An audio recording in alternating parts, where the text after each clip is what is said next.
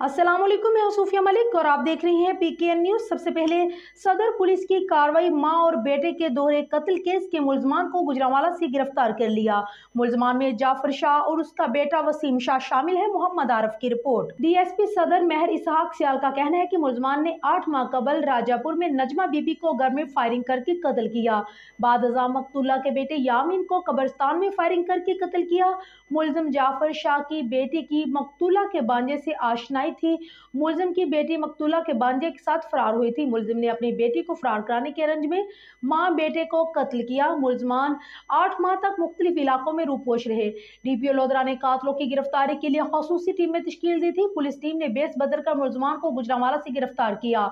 DPO lodhra की SHO सदर इमरान गुज्जर और पुलिस टीम को शाबाश, कहा कि सफाक कातलों को कैफरे करदार तक पहुंचाया जाएगा। DPO हसाम बिन इकबाल ने मजीद कहा है कि पुलिस मुतासरीन को इंसाफ की फराहमी में भरपूर किरदार अदा कर रही है।